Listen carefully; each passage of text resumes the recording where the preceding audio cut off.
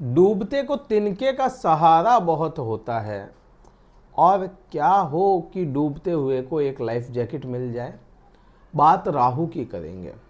कई बार परिस्थितियां हमें दर्शा देती है कि भाई तुम्हारा समय सही नहीं है, थोड़े शांति से चलिएगा। और वैसा ही मकर राशि वाले जातकों को कई जगह से भ्रमित तो किया जा रहा है कि भाई तुम ऐसा ऐसा हो जाएगा, ऐसा ऐसा हो जाएगा, लेकिन होता नहीं है ना। फ्रस्ट्रेशन आई, इरिटेशन आई कि भाई ऐसा हुआ तो नहीं, तुम सब जने बता रहे हो। लेकिन यहाँ पे बात मैं राहु की करूँ, राहु की बात करेंगे यहाँ पे। और आपने अगर यहाँ पे राहु को समझ लिया तो बहुत बड़ी बात नहीं है, लेकिन यहाँ पे जो समय 7:30 का आप भोग रहे हैं उसमें कुछ आराम जरूर मिल जाएगा। यहाँ पे कोई मैं बात नहीं करूँगा कि आपके साथ में आप करोड़पति हो जाएंगे या ऐसा कुछ भी नहीं है। बात है केवल राहु को समझने की, उसे समझ लो तो आपके यह जो परेशानियों वाला समय ना, इसमें कुछ आराम आपको मिल जाएगा। या इसको कहें कि जो आपको मैंने बोला कि लाइफ जैकेट वाली बात, ये लाइफ जैकेट मिल जाएगा आपको। राहु अपनी पोजीशन में तीसरे भाव में बैठा है आपके लिए, मकर राशि वाले जातकों के लिए।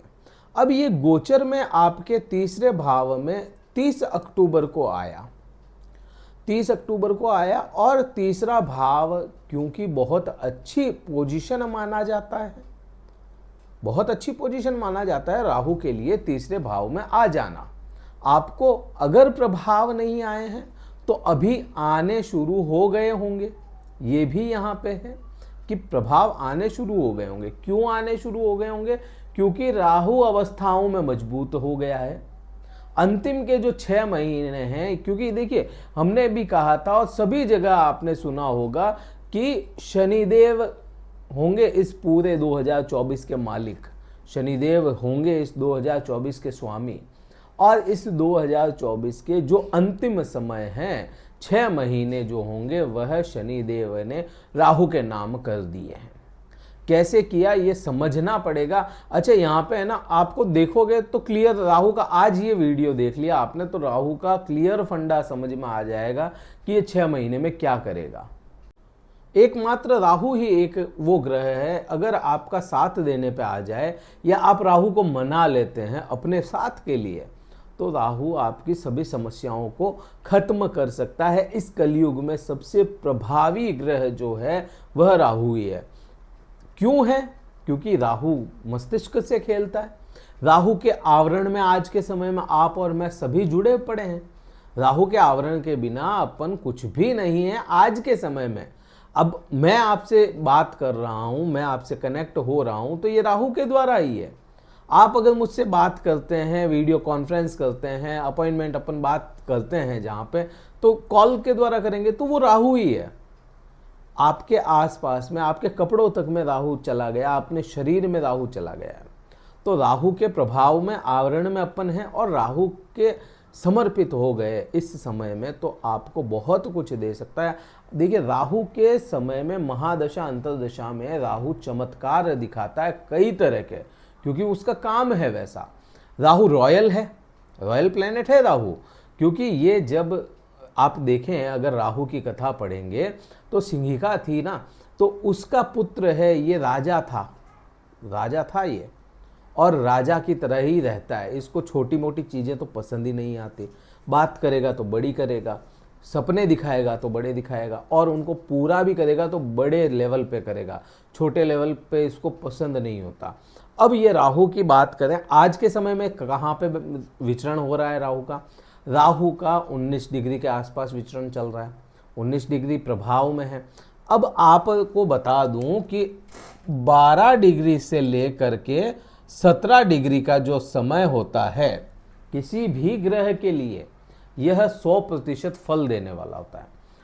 19 डिग्री है। अब रेट्रोग्रेड चलने वाला ग्रह है, हमेशा यह वक्री ग्रह, ये ग्रह है ना राहु और केतु, ये दोनों ग्रह ऐसे हैं जो कभी सीधे नहीं चलते, वक्री ही चलेंगे।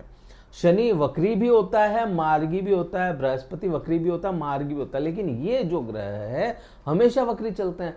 तो इसका मतलब क्या हुआ? अभी 19 डिग्री पे है तो 19 से 18 पे भी आएगा और 18 से 17 पे भी आएगा। 17 डिग्री पे जब आएगा ये ग्रह, बहुत डीप बात चल रही है, आप इसको समझिएगा। 30 डिग्री का एक राशि में गोचर होता है किसी भी ग्रह का, तो राहु का भी यही होगा। राहु जब गोचर करेगा तो ये उल्टा करेगा, और प्रवेश किसी राशि में करेगा तो 30 डिग्री से होते हुए करेगा, कभी 1 डिग्री से होते हुए नहीं करेगा। ये 30 डिग्री से 29 आएगा, 29 से 28 आएगा, ऐसे चलता है राहु। अब ये 19 डिग्री अभी चल रहा है, तो ये 18 पे आएगा, 17 पे आएगा। और कोई भी ग्रह जो होगा एक नक्षत्र में 13 डिग्री और कुछ कलाएं होती है, 1-2 कलाएं तक का, मोटा मोटी तौर पे 13 डिग्री एक राशि में ये रहता है, एक नक्षत्र में रहता है। कोई भी ग्रह हो एक नक्षत्र में 13 डिग्री तक रहता है। अब 30 डिग्री में से 13 निकाल करके 17 डिग्री आ जाता है, मीन्स 17 डिग्री पूर्ण प्रभाव में जब होगा यह अपना परिवर्तन करेगा नक्षत्र का।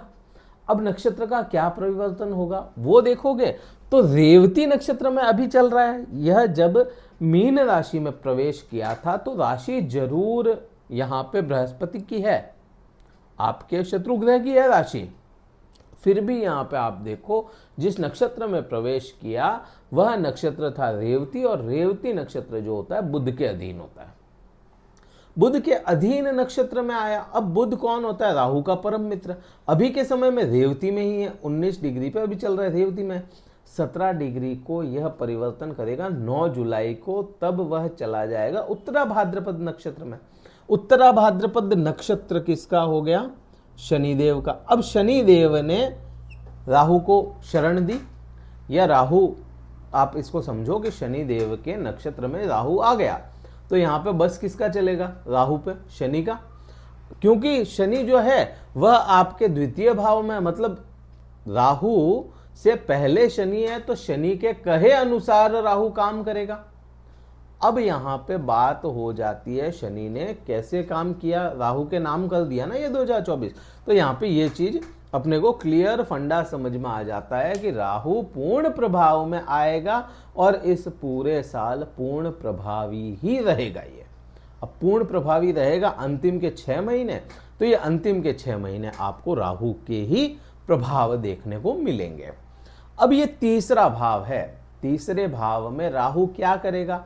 क्योंकि राहु के लिए कहते हैं ना कि बहुत अच्छा घर माना गया है, तीसरा, छठा, 10वां, 11वां और चौथा घर, ये राहु के लिए बहुत अच्छे घर माने जाता है। चौथे के लिए हर कोई नहीं कहता, लेकिन हाँ चौथे में प्रभाव अच्छे हमने देखे हैं। तो तीसरे भाव में यह देखिए राहु क्या करता है, दिमाग से खेलता है।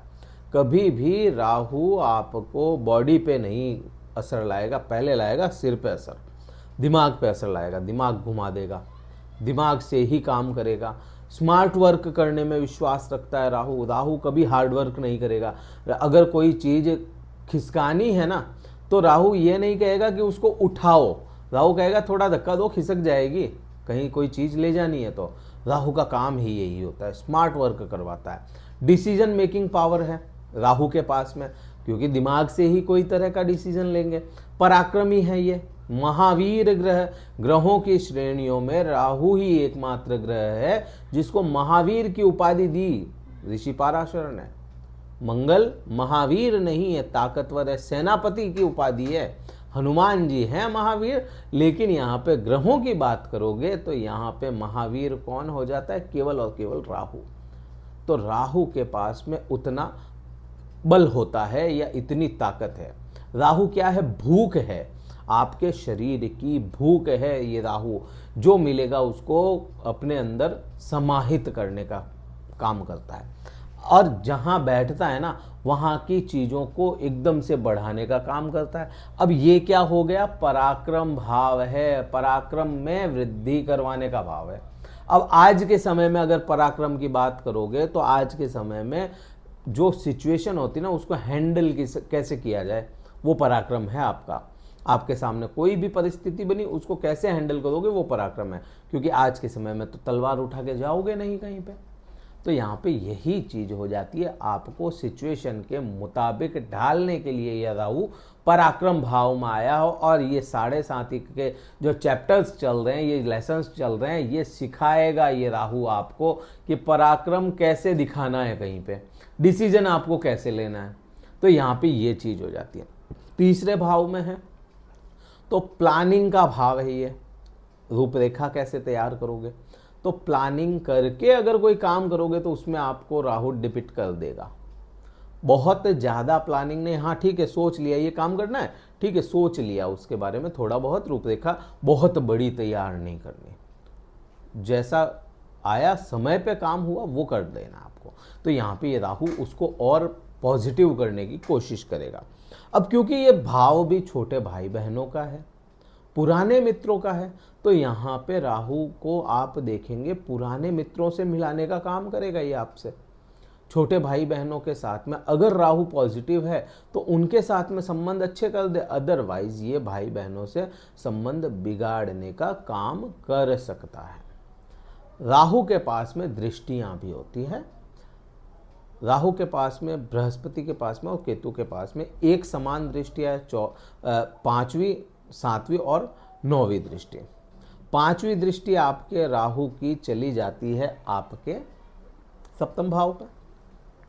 राहु को जैसे बताया ना कि एकदम से यह चीज़ों को बढ़ाता है, तो यहाँ पे अगर राहु पॉजिटिव नहीं है कुंडली में तो सप्तम भाव में इश्यूज लेकर के आ सकता है या आएगा। और अगर पॉजिटिव है आपके कुंडली में, कुंडली की बात कर रहा हूँ कि कुंडली में अगर पॉजिटिव है, क्योंकि ये तो एक जनरल बात है, कुंडली आपकी अलग होगी, कुंडली में भाव अलग बैठे होंगे, राहु कहीं और होगा, नक्षत्र किसी और में बैठा होगा। अगर अच्छी पोजीशन में है राहु तो आपको पति पत्नी के संबंधों में सुधार करवा देगा या सुधार और बढ़ाते हुए चले जाएगा, पार्टनर्स के साथ में सुधार करवाएगा। और व्यापार अगर कोई करते हैं आप तो व्यापार में नए अवसर सामने लाएगा। आपको है ना, पहले तो ऐसा लगेगा कि ये कोई अवसर ही नहीं आ रहे हैं या अपन ने काम किया ये डाउन जा रहा है, ऐसा कुछ भी, लेकिन ये राहु जैसे ही प्रभाव में आएगा और तेज होगा या 12 से 17 डिग्री के बीच में होगा, उस समय ये बूस्ट कर देगा एकदम से वहाँ पे। और बुरा हुआ अगर तो पति पत्नी में कहीं ना कहीं इश्यूज लेकर के आ सकता है। तो यहाँ पे ये तो 7वें भाव में तो ये इसके प्रभाव आपको शायद समझ में आ गए होंगे। अब बात करते हैं 7वीं दृष्टि की। अब 7वीं दृष्टि में केतु बैठा है, केतु का विराजमान वहाँ पे हो जाना मेन तो केतु का ही प्रभाव लाएगा। अब क्योंकि ये धर्म का भाव भी है, पिता का भाव भी है, तो यहाँ पे केतु का प्रभाव होगा। केतु आध्यात्मिक ग्रह है ना, तो धर्म से जोड़ता है ये। केतु का वीडियो देखना है अगर तो एक बनाया है हमने कि बृहस्पति की दृष्टि में केतु क्या करेगा, कार्ड में लिंक दे देंगे या वीडियो के जो लास्ट में जो आते हैं लिंक उसमें हम दे देंगे, तो आप देख सकते हैं एंड स्क्रीन पे, वो देखेंगे क्लियर, केतु का भी समझ में आ जाएगा। फिर भी यहाँ पे बात करें कि देखिए राहु है ना, धर्म नाश करवाने का ग्रह है, आज तक अपन ने माना, लेकिन राहु का मैं ऐसा नहीं मानता कि राहु धर्म का नाश करवाता है।